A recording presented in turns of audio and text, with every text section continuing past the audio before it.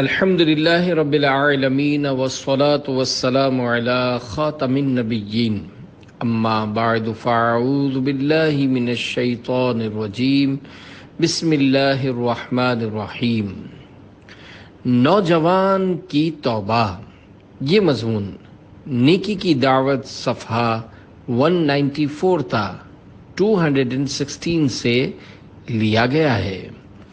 دعائے عطار: یا رب المصطفیٰ، جو کوئی 17 صفحات کا رسالہ نوجوان کی توبہ پڑھ یا سن لے، اسے اپنا اور اپنے پیارے پیارے آخری نبی کا فرما بردار بنا کر بے حساب مغفرت سے نواز دے۔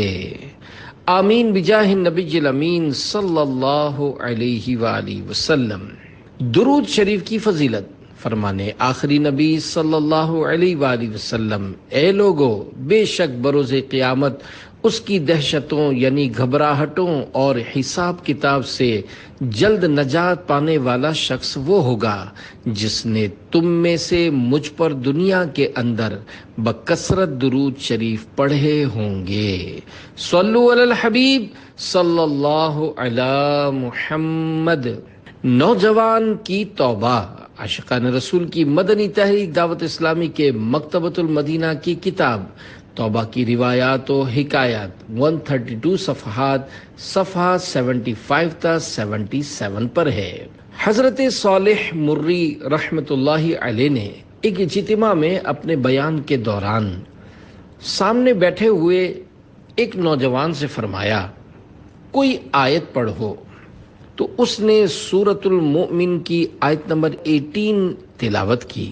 وَأَنذِرْهُمْ يَوْمَ الْآذِفَةِ إِذِ الْقُلُوبُ لَدَى الْحَنَاجِرِ كَاظِمِينَ مَا لِلظَّالِمِينَ مِنْ حَمِيمٍ وَلَا شَفِيعٍ يُطَاعُ۔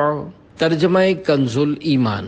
اور انہیں ڈراؤ اس نزدیک آنے والی آفت کے دن سے جب دل گلوں کے پاس آ جائیں گے غم میں بھرے، اور ظالموں کا نہ کوئی دوست نہ کوئی سفارشی جس کا کہا مانا جائے۔ یہ آیت مبارکہ سن کر آپ رحمت اللہ علیہ نے فرمایا، کوئی ظالم کا دوست یا مددگار کس طرح ہو سکتا ہے، کیونکہ وہ تو اللہ پاک کی گرفت یعنی پکڑ میں ہوگا۔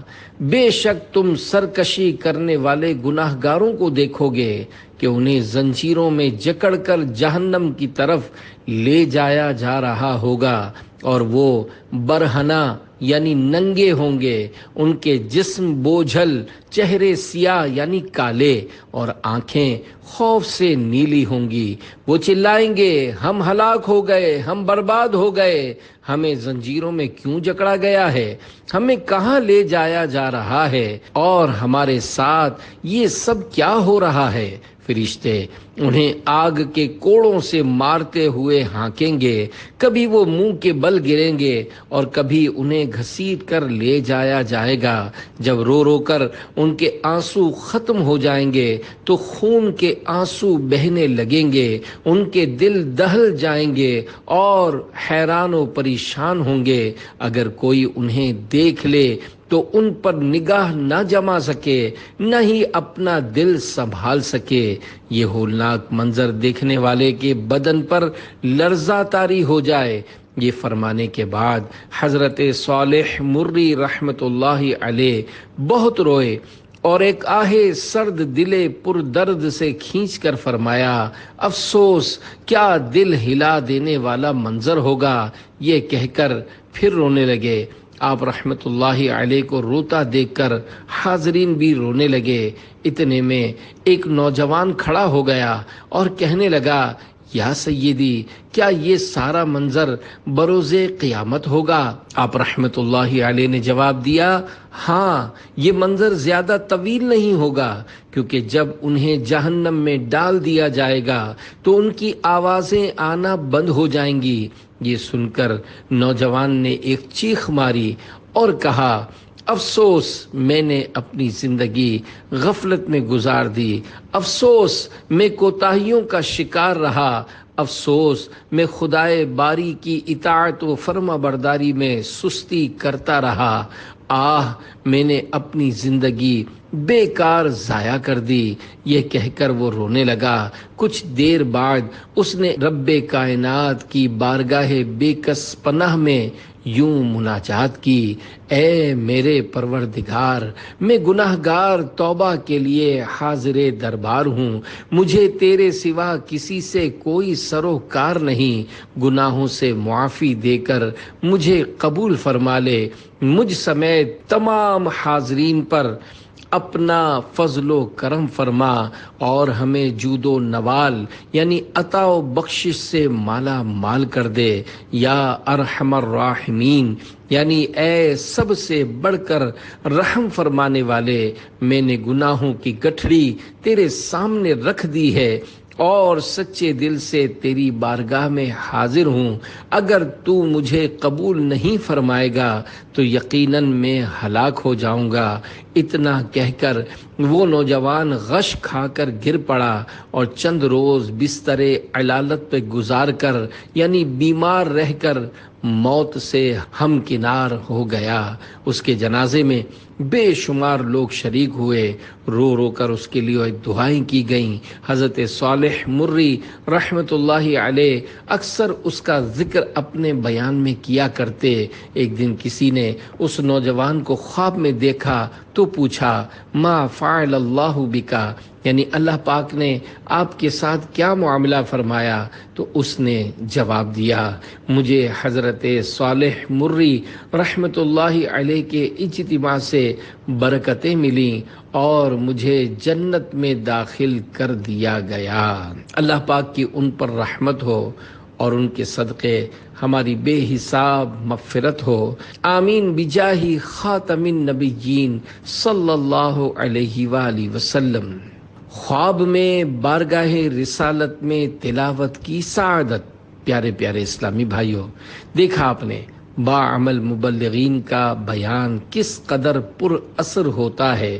خوف خدا رکھنے والے مبلغ کا بیان تاثیر کا تیر بن کر گناہ گار کے جگر سے آر پار ہو جاتا اور بسا اوقات اس کی دنیا و آخرت سنوار دیتا ہے۔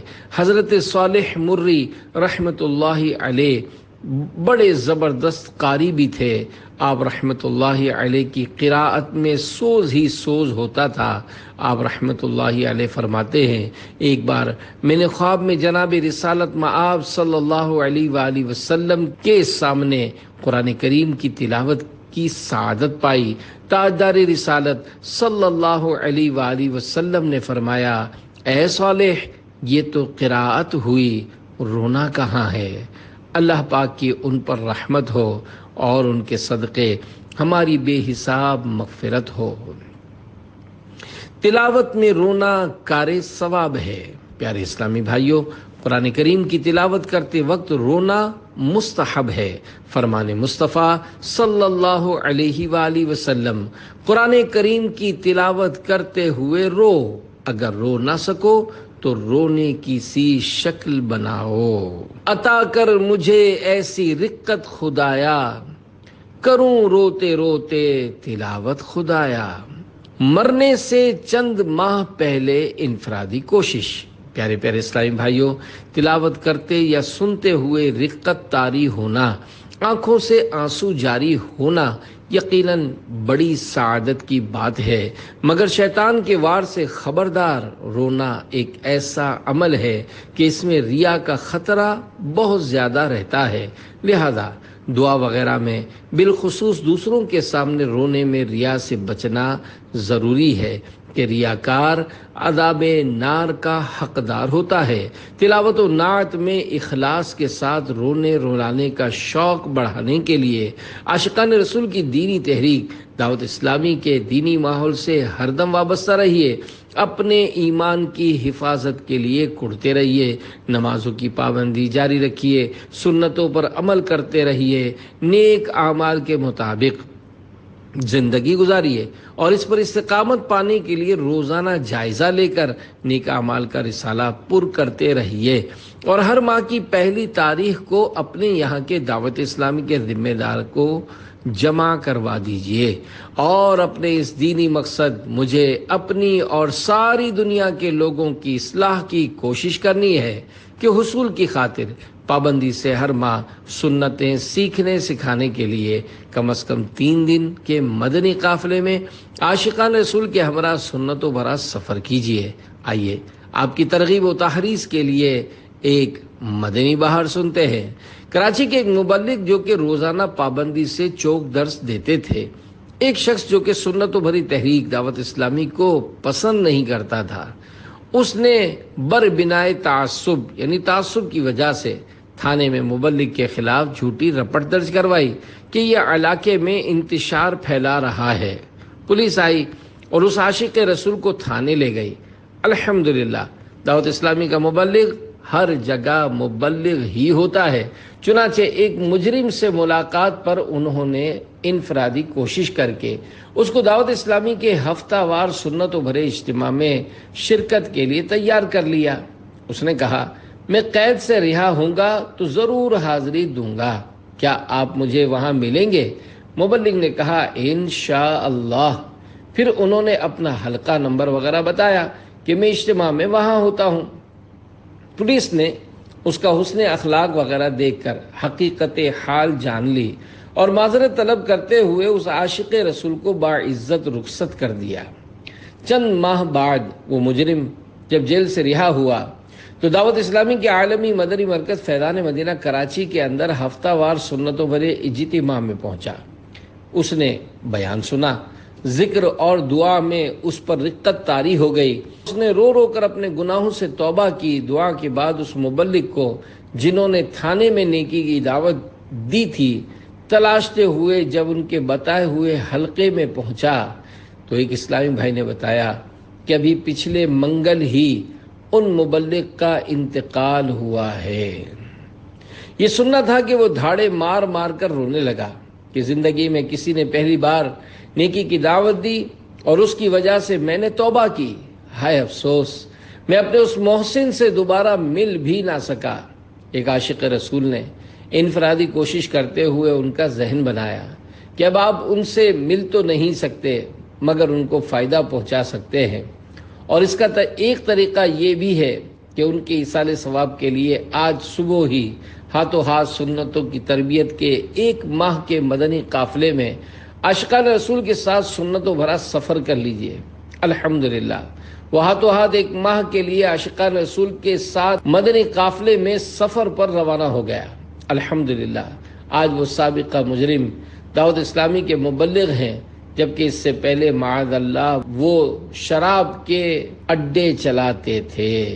آپ تھانے میں بھی جیل خانے میں بھی ہر جگہ پر کہیں قافلے میں چلو۔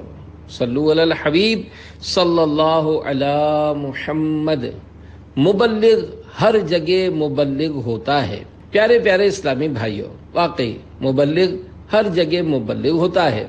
ہر وقت ہر جگہ اپنا لباس اور اپنا انداز سنتوں بھرا رکھتا ہے، چاہے محلے میں ہو یا بازار میں، جنازے میں ہو یا شادی کی بارات میں، دوا خانے میں ہو یا اسپتال میں، باغ میں ہو یا کسی کی تدفین کے لیے قبرستان میں، جہاں موقع ملا جھٹ نیکی کی دعوت کے مدنی پھول برسانا شروع کر دیتا ہے اور اپنے لیے ثواب کا خوب ذخیرہ کر لیتا ہے۔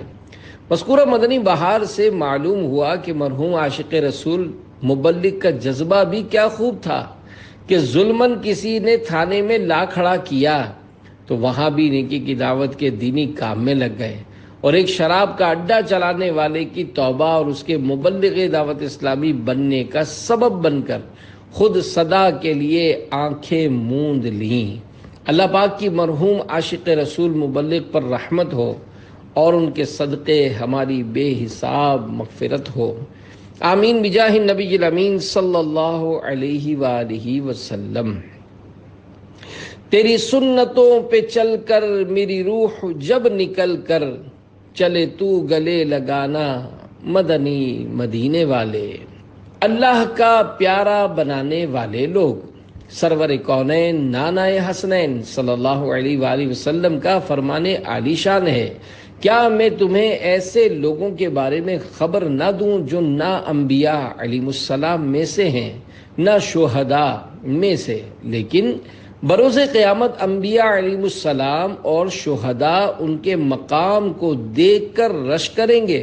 وہ لوگ نور کے ممبروں پر بلند ہوں گے۔ یہ وہ لوگ ہیں جو اللہ پاک کے بندوں کو اللہ پاک کا محبوب یعنی پیارا بندہ بنا دیتے ہیں، اور وہ زمین پر لوگوں کو نصیحتیں کرتے چلتے ہیں۔ عرض کی گئی وہ کس طرح لوگوں کو اللہ پاک کا محبوب یعنی پیارا بنا دیتے ہیں؟ فرمایا وہ لوگوں کو اللہ پاک کی محبوب یعنی پسندیدہ باتوں کا حکم دیتے ہیں اور اللہ پاک کی ناپسندیدہ باتوں سے منع کرتے ہیں۔ پس جب لوگ ان کی اطاعت کریں گے تو اللہ پاک انہیں اپنا محبوب بنا لے گا۔ مبلغ محبوب ہی نہیں محبوب گر ہوتا ہے۔ پیارے پیارے اسلامی بھائیوں، دیکھا آپ نے نیکی کی دعوت کی دھومیں مچانے والوں کی بھی کیسی بلند و بالا شانیں ہیں۔ بروز قیامت ان پر رب الانام کا انعام و اکرام دیکھ کر انبیاء کرام علیہ السلام اور شہدائے عظام بھی رشک کریں گے۔ یہاں رشک یعنی غبطہ سے مراد یہ ہے کہ انبیاء کرام علیہ السلام اور شہدائے عظام ان کے مرتبے کو دیکھ کر بہت خوش ہوں گے، ان کی تعریف و تحسین کریں گے۔ یا مطلب یہ ہے کہ اگر حضرات انبیاء کرام و شہدائے عظام کسی پر رشک کرتے تو ان پر کرتے۔ اس عظمت و شان کا سبب کیا ہوگا؟ یہی کہ وہ نیکی کی دعوت اور بدی کی ممانعت کے ذریعے لوگوں کو باعمل بنا کر انہیں اللہ پاک کا محبوب بناتے ہوں گے۔ جب وہ دوسروں کو اللہ پاک کا محبوب بناتے ہوں گے تو خود کیوں نہ محبوب ہوں گے۔ اللہ کا محبوب بنے جو تمہیں چاہے، اس کا تو بیاں ہی نہیں کچھ تم جسے چاہو۔ صلو علی الحبیب صلی اللہ علی محمد۔ سیدنا حسن بصری اور ایک سرمایہ دار۔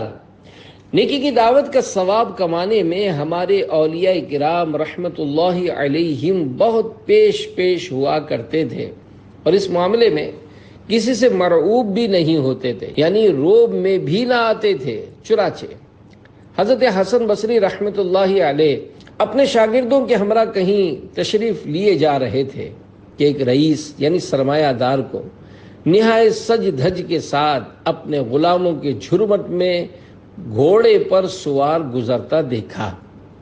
آپ رحمت اللہ علیہ نے اس سے استفسار فرمایا، کہاں کا ارادہ ہے؟ عرض کی بادشاہ کے دربار میں جا رہا ہوں۔ آپ رحمت اللہ علیہ نے اس پر انفرادی کوشش کرتے ہوئے فرمایا، اے بھائی، آپ نے خوب عمدہ لباس زیبتن فرمایا ہے، پھر اسے خوشبوؤں سے بھی بسایا ہے اور ہر طرح سے اپنے ظاہر کو بھی سجایا ہے۔ یقیناً یہ محض اس لیے ہے کہ شاہی دربار میں آپ کو شرمسار نہ ہونا پڑے۔ حالانکہ یہ بادشاہ دار ناپائیدار یعنی کمزور دنیا کا بادشاہ اور اس کا اہل دربار آپ جیسے ہی انسان غیر مختار یعنی بے اختیار ہیں۔ اب ذرا غور فرمائیے، کل بروز قیامت اللہ پاک کے دربار شاہی میں جب حاضری ہوگی، وہاں انبیاء کرام علیہ السلام اور اولیاء عظام رحمہم اللہ بھی ہوں گے۔ وہاں کے لیے آپ نے باطن کی آرائش و زیبائش کا بھی کچھ انتظام فرمایا ہے؟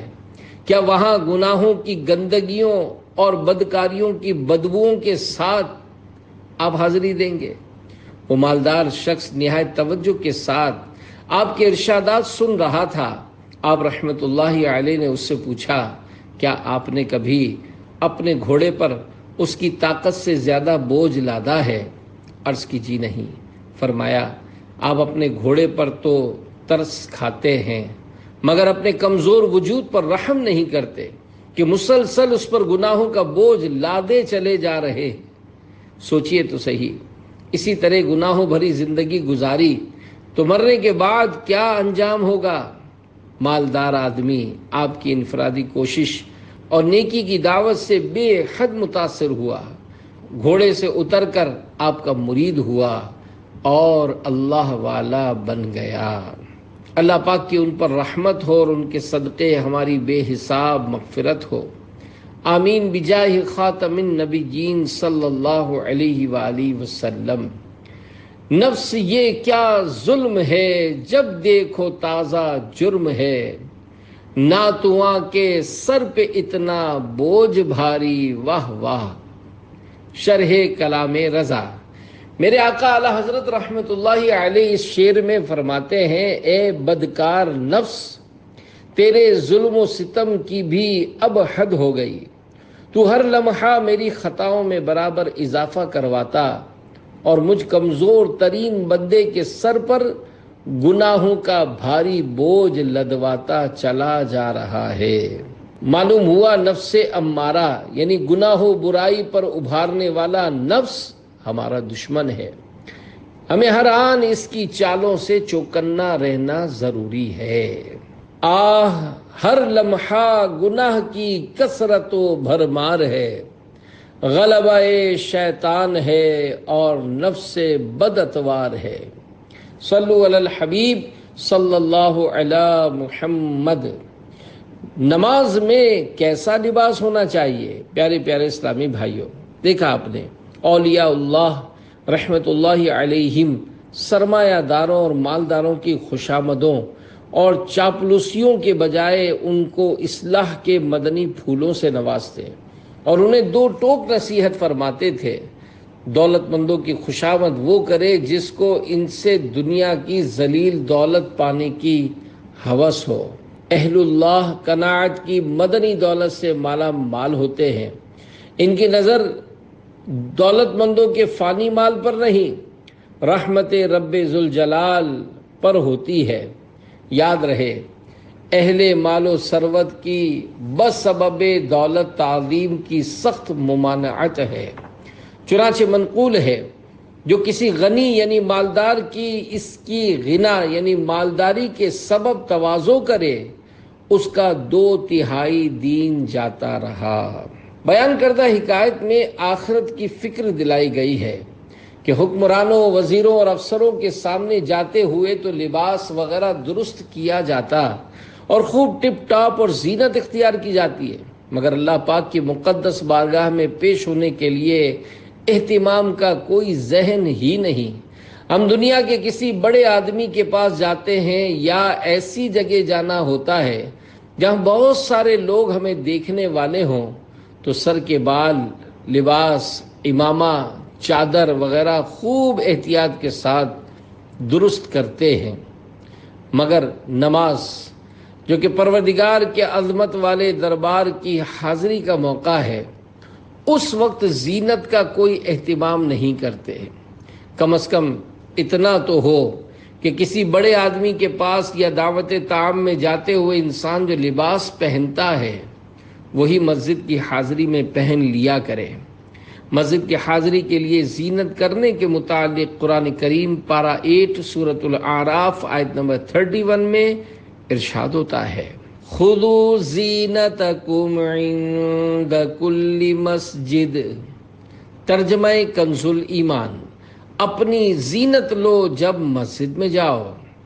نماز کے لیے عطر لگانا مستحب ہے۔ صدر الافاضل حضرت علامہ مولانا سید محمد نعیم الدین مراد آبادی رحمت اللہ علیہ اس آیت کریمہ کے تحت فرماتے ہیں، یعنی لباس زینت، اور ایک قول یہ ہے کہ کنگھی کرنا، خوشبو لگانا داخل زینت ہے، اور سنت یہ ہے کہ آدمی بہتر ہیئت یعنی عمدہ صورت و حالت کے ساتھ نماز کے لیے حاضر ہو، کیونکہ نماز میں رب سے مناجات ہے تو اس کے لیے زینت کرنا، عطر لگانا مستحب ہے۔ مسلم شریف کی حدیث میں ہے کہ زمانہ جاہلیت میں دن میں مرد اور عورتیں رات میں ننگے ہو کر طواف کرتے تھے۔ اس آیت میں ستر چھپانے اور کپڑے پہننے کا حکم دیا گیا ہے، اور اس میں دلیل ہے کہ ستر عورت نماز و طواف اور ہر حال میں واجب ہے۔ یا الہی نمازی بنا کہ 14 حروف کی نسبت سے نماز میں لباس کے احکام پر مبنی 14 مدنی پھول۔ دوران نماز لباس پہننا۔ نمبر 1، دوران نماز کرتا یا پاجامہ پہننے یا تہبند باندھنے سے نماز ٹوٹ جاتی ہے۔ نمبر 2، دوران نماز سطر کھل جانے اور اسی حالت میں کوئی رکن ادا کرنے یا 3 بار سبحان اللہ کہنے کی مقدار وقفہ گزر جانے سے بھی نماز فاسد ہو یعنی ٹوٹ جاتی ہے۔ کندھوں پر چادر لٹکانا۔ نمبر 3، نماز میں صدل یعنی کپڑا لٹکانا مکروہ تحریمی ہے، مثلا سر یا کندھے پر اس طرح سے چادر یا رومال وغیرہ ڈالنا کہ دونوں کنارے لٹکتے ہوں۔ ہاں، اگر ایک کنارہ دوسرے کندھے پر ڈال دیا اور دوسرا لٹک رہا ہے تو حرج نہیں۔ نمبر 4، آج کل بعض لوگ ایک کندھے پر اس طرح رومال رکھتے ہیں کہ اس کا ایک سرا پیٹ پر لٹک رہا ہوتا ہے اور دوسرا پیٹھ پر۔ اس طرح نماز پڑھنا مکروہ تحریمی ہے۔ نمبر 5، دونوں آستینوں میں سے اگر ایک آستین بھی آدھی کلائی سے زیادہ چڑھی ہوئی ہو تو نماز مکروہ تحریمی ہوگی۔ نمبر 6، دوسرا کپڑا ہونے کے باوجود صرف پاجامے یا تہبند میں نماز پڑھنا مکروہ تحریمی ہے۔ نمبر 7، نماز میں کرتے وغیرہ کے بٹن کھلے ہونا جس سے سینہ کھلا رہے مکروہ تحریمی ہے۔ ہاں، اگر نیچے کوئی اور کپڑا ہے جس سے سینہ نہیں کھلتا تو مکروہ تنزیہی ہے۔ نمبر 8، جاندار کی تصویر والا لباس پہن کر نماز پڑھنا مکروہ تحریمی ہے۔ نماز کے علاوہ بھی ایسا کپڑا پہننا جائز نہیں۔ مکروہ تحریمی کی تعریف، یہ واجب کا مقابل یعنی الٹ ہے۔ اس کے کرنے سے عبادت ناقص ہو جاتی اور کرنے والا گناہ گار ہوتا ہے، اگرچہ اس کا گناہ حرام سے کم ہے، اور چند بار اس کا ارتکاب یعنی عمل میں لانا کبیرہ گناہ ہے۔ مکروہ تحریمی ہو جانے والی نماز واجب العیادہ ہوتی ہے، یعنی ایسی نماز کو نئے سرے سے پڑھنا واجب ہوتا ہے۔ مکروہ تحریمی کی ایسی صورتیں بھی ہیں جن میں سجدہ سہو کر لینے سے نماز درست ہو جاتی ہے۔ اس کی تفصیلی معلومات کے لیے عاشقان رسول کی مدنی تحریک دعوت اسلامی کے مکتبۃ المدینہ کی کتاب نماز کے احکام 496 صفحات کا مطالعہ کیجیے۔ نمبر 9، دوسرے کپڑے میسر ہونے کے باوجود کام کاج کے لباس میں نماز پڑھنا مکروہ تنزیہی ہے۔ نمبر 10، الٹا کپڑا پہن کر یا اوڑھ کر نماز مکروہ تنزیہی ہے۔ نمبر 11، سستی سے ننگے سر نماز پڑھنا مکروہ تنزیہی ہے۔ نماز میں ٹوپی یا امامہ شریف گر پڑا تو اٹھا لینا افضل ہے، جبکہ عمل کثیر کی حاجت نہ پڑے ورنہ نماز فاسد ہو جائے گی، اور بار بار اٹھانا پڑے تو چھوڑ دے، اور نہ اٹھانے سے خشوع و خضوع مقصود ہو تو نہ اٹھانا افضل ہے۔ نمبر 12، اگر کوئی ننگے سر نماز پڑھ رہا ہو یا اس کی ٹوپی گر پڑی تو اس کو دوسرا شخص ٹوپی نہ پہنائے۔ عمل کثیر کی تعریف، عمل کثیر نماز کو فاسد کر یعنی توڑ دیتا ہے، جبکہ نہ نماز کے اعمال سے ہو نہ ہی اصلاح نماز کے لیے کیا گیا ہو۔ جس کام کے کرنے والے کو دور سے دیکھنے سے ایسا لگے کہ یہ نماز میں نہیں ہے، بلکہ اگر گمان غالب ہو کہ نماز میں نہیں تب بھی عمل کثیر ہے، اور اگر دور سے دیکھنے والے کو شک و شبہ ہے کہ نماز میں ہے یا نہیں تو عمل قلیل ہے اور نماز فاسد نہ ہوگی۔ ہاف آستین میں نماز پڑھنا کیسا؟ 13، آدھی آستین والا کرتا یا قمیص پہن کر نماز پڑھنا مکروہ تنزیہی ہے، جبکہ اس کے پاس دوسرے کپڑے موجود ہوں۔ حضرت صدر الشریعہ مفتی محمد امجد علی آدمی رحمۃ اللہ علیہ فرماتے ہیں، جس کے پاس کپڑے موجود ہوں اور وہ صرف نیم آستین یعنی آدھی آستین یا بنیان پہن کر نماز پڑھتا ہے تو کراہت تنزیہی ہے، اور کپڑے موجود نہیں تو کراہت بھی نہیں۔ 14، مفتی اعظم پاکستان حضرت قبلہ مفتی وقار الدین قادری رضوی رحمۃ اللہ علیہ فرماتے ہیں، ہاف آستین والا کرتا، قمیص یا شرٹ کام کاج کرنے والے لباس کے حکم میں شامل ہیں کہ کام کاج والا لباس پہن کر انسان معززین کے سامنے جاتے ہوئے کتراتا ہے، اس لیے جو ہاف آستین والا کرتا پہن کر دوسرے لوگوں کے سامنے جانا گوارا نہیں کرتے، ان کی نماز مکروہ تنزیہی ہے، اور جو لوگ ایسا لباس پہن کر سب کے سامنے جانے میں کوئی برا محسوس نہیں کرتے، ان کی نماز مکروہ نہیں۔ مکروہ تنزیہی کی تعریف: جس کا کرنا شرع کو پسند نہیں، مگر نہ اس حد تک ناپسند کہ اس پر وعید عذاب فرمائے۔ یہ سنت غیر مؤکدہ کے مقابل ہے۔ مکروہ تنزیہی ہو جانے والی نماز دوبارہ پڑھ لینا بہتر ہے، اگر نہ پڑھی تو گناہگار نہیں۔ میرے دل سے دنیا کی چاہت مٹا کر الفت میں اپنی فنا یا الہی۔ مدنی قافلے نے مجھے بدل کر رکھ دیا۔ نیکی کی دعوت کا بے اندازہ ثواب کمانے کی اپنے اندر حرص اجاگر کرنے کے لیے دعوت اسلامی کے دینی ماحول سے ہر دم وابستہ رہیے، اور پابندی کے ساتھ ہر ماہ کم از کم 3 دن عاشقان رسول کے ساتھ مدنی قافلے میں سنتوں بھرا سفر کرتے رہیے۔ آئیے آپ کا شوق بڑھانے کے لیے آپ کو ایک مدنی بہار سناتا ہوں۔ چنانچہ علاقہ اندھیری بمبئی الہند کے ایک اسلامی بھائی کے بیان کا لب لباب ہے۔ میں اسکول کی 9ویں کلاس میں زیر تعلیم تھا۔ ماڈرن اور بگڑے ہوئے لوگوں سے دوستی ہو گئی، اور میں طرح طرح کی برائیوں میں گرفتار ہو گیا، جن میں چرس، گانجا، شراب اور لڑکیوں سے عشق لڑانا وغیرہ شامل ہے۔ حتیٰ کہ ایک بار گھر کی پیٹی یعنی نقدی رکھنے کا صندوقچہ توڑ کر رقم نکال کر گوا نامی شہر میں بھاگ گیا۔ بالآخر واپس گھر آ گیا۔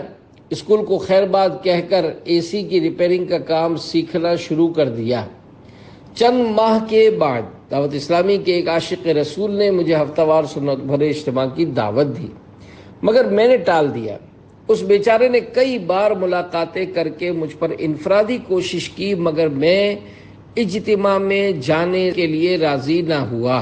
ایک بار وہی اسلامی بھائی میرے بڑے بھائی پر انفرادی کوشش کر رہے تھے کہ میں وہاں پہنچ گیا۔ بھائی جان نے اس اسلامی بھائی سے اپنے لیے معذرت چاہتے ہوئے میری طرف رک کر کے کہا، تم مدنی قافلے میں چلے جاؤ۔ میں نہ کہنے والا تھا کہ منہ سے بے اختیار ہاں نکل گئی، حالانکہ میں یہ تک نہیں جانتا تھا کہ مدنی قافلہ ہوتا کیا ہے۔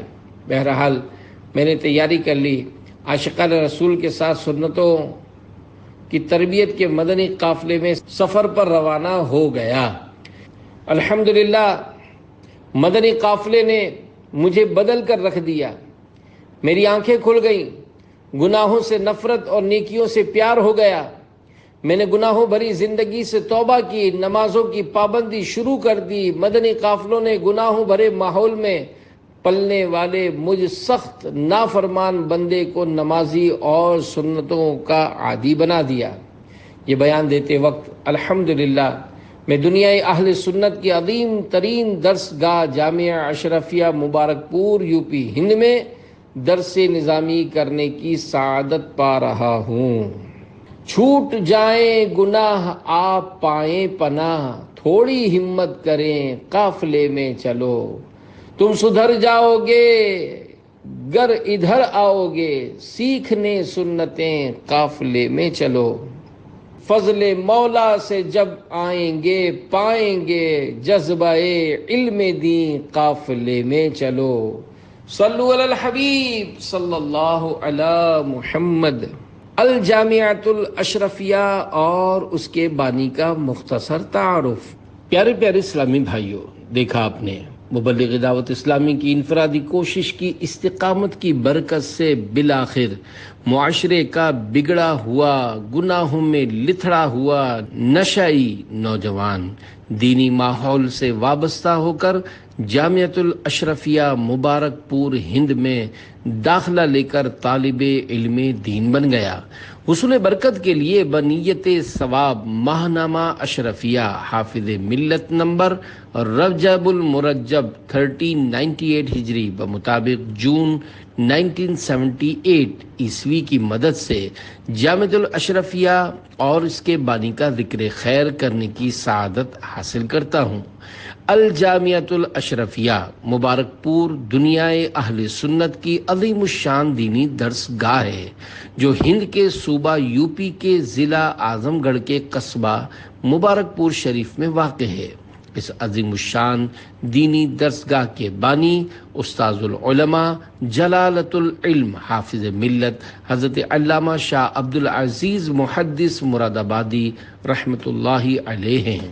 آپ رحمۃ اللہ علیہ 29 شوال المکرم 1352 ہجری بمطابق 14 جنوری 1934 عیسوی میں اپنے استاذ مکرم صدر الشریعہ بدر الطریقہ حضرت علامہ مفتی محمد امجد علی اعظمی رحمۃ اللہ علیہ کے حکم پر تکمیل درسیات کے بعد مبارک پور تشریف لائے۔ اس وقت یہاں ایک مدرسہ مصباح العلوم کے نام سے قائم تھا۔ حضرت حافظ ملت رحمۃ اللہ علیہ کی انتھک کوششوں کے باعث اللہ پاک نے اسی چھوٹے سے مدرسے میں برکت عطا فرمائی اور بالآخر یہ مدرسہ ایک قدآور پھلدار درخت کی حیثیت اختیار کر گیا اور جامعۃ الاشرفیہ کے نام سے متعارف ہوا۔ اس ادارے سے فارغ التحصیل ہونے والے حضرات اس کے قدیم نام مصباح العلوم کی نسبت سے مصباحی کہلاتے ہیں۔ سنت کی محبت حافظ ملت رحمۃ اللہ علیہ اپنے ہر عمل میں سنت کا بہت زیادہ خیال رکھتے تھے۔ ایک بار حضرت رحمۃ اللہ علیہ کے دائیں پاؤں میں زخم ہو گیا۔ ایک صاحب دوا لے کر پہنچے اور کہا حضرت دوا حاضر ہے۔ جاڑے یعنی سردیوں کا زمانہ تھا۔ حضرت رحمۃ اللہ علیہ موزہ پہنے ہوئے تھے۔ آپ رحمۃ اللہ علیہ نے پہلے بائیں یعنی الٹے پاؤں کا موزہ اتارا۔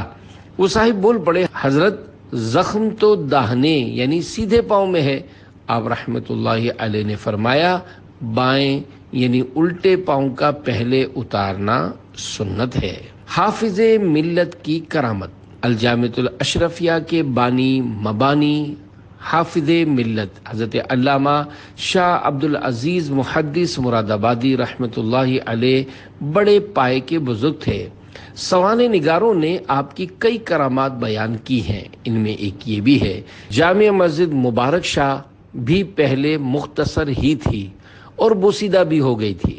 آبادی کی وسعت کے لحاظ سے مسجد کا وسیع ہونا بھی ضروری تھا۔ بہرحال پرانی مسجد شہید کر کے نئی بنیادیں بھری گئیں اور مسجد کی توسیع کا کام شروع ہوا۔ مبارک پور کے مسلمانوں نے بڑی دلچسپی اور لگن کے ساتھ اس تعمیر میں بھی حصہ لیا۔ حضرت حافظ ملت رحمۃ اللہ علیہ اس کام کے بھی رہنما اور سربراہ تھے۔ حضرت رحمۃ اللہ علیہ نے جامع مسجد کے لیے پوری توجہ اور محنت سے چندے کی فراہمی کی۔ مبارک پور میں کافی جوش و خروش تھا۔ غربت کے باوجود مسلمان اپنی دینی حمیت کا پورا ثبوت دے رہے تھے۔ مردوں نے اپنی کمائی اور عورتوں نے اپنے زیورات وغیرہ سے امداد کی۔ چھت پڑنے کے بعد حاجی محمد عمر نہایت پریشانی کے عالم میں دوڑے ہوئے حضرت رحمۃ اللہ علیہ کے پاس آئے اور کہا حافظ صاحب جامع مسجد کی چھت نیچے آ رہی ہے، اب کیا ہوگا؟ حاجی صاحب یہ کہتے کہتے رو پڑے۔ حضرت حافظ ملت رحمۃ اللہ علیہ فوراً اٹھے، وضو کیا اور حاجی صاحب کے ساتھ گھر سے باہر نکلے اور اپنے پڑوسی خان محمد صاحب کو ہمراہ لیا۔ جامع مسجد پہنچ کر بسم اللہ الرحمن الرحیم پڑھتے ہوئے لکڑی کی چند بلیاں لگا دیں، یعنی لمبے لمبے بانس یا لکڑی کے تھم لگا دیے۔ الحمدللہ کہ چھت نہ صرف برابر اور درست ہو گئی بلکہ آج دیکھیے تو یہ پتہ بھی نہ لگ سکے گا کہ کس حصے کی چھت جھک رہی تھی۔ حافظ ملت کی بعض عادات کریمہ، بعض عادات مبارکہ۔ وضو کرنے کے لیے بیٹھنا ہوتا تو قبلہ رخ بیٹھتے۔ حضرت رحمۃ اللہ علیہ کا پاجامہ کبھی اتنا لمبا نہ دیکھا گیا کہ ٹخنا چھپ جائے۔ سچ تو یہ ہے کہ آپ رحمۃ اللہ علیہ کے وضع، آپ رحمۃ اللہ علیہ کی وضع اور لباس کا انداز دیکھ کر لوگوں کو شرعی وضع سمجھ میں آ جاتی تھی۔ سفر و حضر میں یعنی سفر میں ہوتے یا وطن کے اندر، ہر جگہ حضور حافظ ملت رحمت اللہ علیہ کی پیاری پیاری اداؤں میں سے یہ بھی تھا کہ کھانے سے پہلے اور بعد دونوں ہاتھ گٹے تک دھوتے اور لقمہ خوب چبا کر کھاتے۔ کھانا خواہ مزاج کے موافق ہو یا ناموافق، اس میں عیب نہ نکالتے۔ کھانے کے بعد فوراً پانی نہ پیتے بلکہ کچھ وقفے کے بعد پیتے۔ اسی طرح پانی جب بھی پیتے چوس کر 3 سانس میں پیتے۔ سرما لگانے کی برکت سے بڑھاپے میں بھی بینائی تیز تھی۔ حضور حافظ ملت رحمت اللہ علیہ کی عمر شریف 70 سال سے متجاوز یعنی اوپر ہو چکی تھی۔ اس وقت کا واقعہ ہے، ٹرین سے سفر کر رہے تھے، جس برتھ پر تشریف فرما تھے اتفاق سے اس پر ایک ڈاکٹر صاحب بھی بیٹھے تھے۔ ڈاکٹر صاحب نے سلسلہ کلام شروع کیا تو آپ رحمت اللہ علیہ کی جلالت علمی سے بہت متاثر ہوئے اور بار بار آپ رحمت اللہ علیہ کی طرف حیرت سے دیکھتے رہے۔ دوران گفتگو ڈاکٹر صاحب نے تعجب کا اظہار کرتے ہوئے کہا، مولانا صاحب، میں آنکھوں کا ڈاکٹر ہوں، میں دیکھ رہا ہوں کہ اس عمر میں بھی آپ کی بینائی میں کوئی فرق نہیں، بلکہ آپ کی آنکھوں میں بچوں کی آنکھوں جیسی چمک ہے۔ مجھے بتائیے کہ اس کے لیے آخر کیا چیز استعمال کرتے ہیں؟ فرمایا، ڈاکٹر صاحب، میں کوئی خاص دوا وغیرہ تو استعمال نہیں کرتا، ہاں ایک عمل ہے جسے میں بلا ناغہ کرتا ہوں۔ رات کو سونے کے وقت سنت کے مطابق سرما استعمال کرتا ہوں اور میرا یقین ہے کہ اس عمل سے بہتر آنکھوں کے لیے دنیا کی کوئی دوا نہیں ہو سکتی۔ اللہ پاک کی ان پر رحمت ہو اور ان کے صدقے ہماری بے حساب مغفرت ہو، آمین بجاہ خاتم النبیین صلی اللہ علیہ وآلہ وسلم۔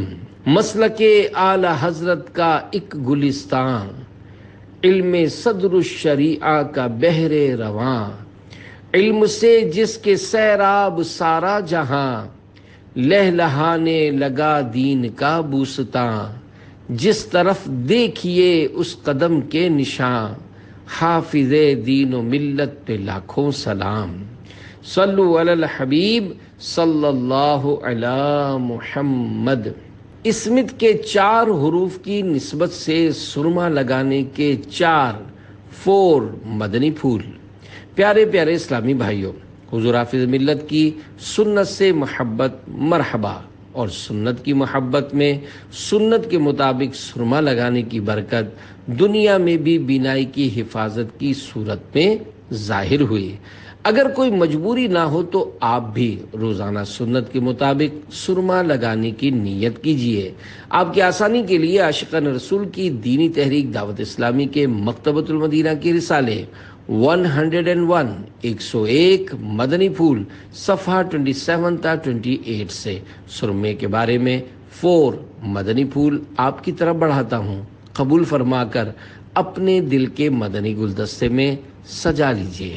نمبر 1، سنن ابن ماجہ کی روایت میں ہے، تمام سرموں میں بہتر سرما اسمد ہے کہ یہ نگاہ کو روشن کرتا اور پلکیں اگاتا ہے۔ نمبر 2، پتھر کا سرما استعمال کرنے میں حرج نہیں، اور سیاہ سرما یا کاجل بقصد زینت یعنی زینت کی نیت سے مرد کو لگانا مکروہ ہے، اور زینت مقصود نہ ہو تو کراہت نہیں۔ نمبر 3، سرما سوتے وقت استعمال کرنا سنت ہے۔ نمبر 4، سرما استعمال کرنے کے 3 منقول طریقوں کا خلاصہ پیش خدمت ہے۔ نمبر 1، کبھی دونوں آنکھوں میں 3 سلائیاں۔ نمبر 2، کبھی دائیں یعنی سیدھی آنکھ میں 3 اور بائیں یعنی الٹی میں 2۔ نمبر 3، تو کبھی دونوں آنکھوں میں 2 اور پھر آخر میں 1 سلائی کو سرمے والی کر کے اسی کو باری باری دونوں آنکھوں میں لگائیے۔ اس طرح کرنے سے انشاءاللہ تینوں پر عمل ہوتا رہے گا۔ پیارے پیارے اسلامی بھائیوں، تکریم یعنی عزت و بزرگی کے جتنے بھی کام ہوتے سب ہمارے پیارے آقا صلی اللہ علیہ وآلہ وسلم سیدھی جانب سے شروع کیا کرتے، لہذا پہلے سیدھی آنکھ میں سرما لگائیے، پھر بائیں آنکھ میں۔ طرح طرح کی ہزاروں سنتیں سیکھنے کے لیے مکتبۃ المدینہ کی 2 کتب، بحر شریعت حصہ 16 312 صفحات، نیز 120 صفحات کی کتاب سنتیں اور آداب ہدیتاً حاصل کیجیے اور پڑھیے۔ سنتوں کی تربیت کا ایک بہترین ذریعہ دعوت اسلامی کے مدنی قافلوں میں عاشقان رسول کے ساتھ سنتوں بھرا سفر بھی ہے۔ صلو علی الحبیب صلی اللہ علی محمد۔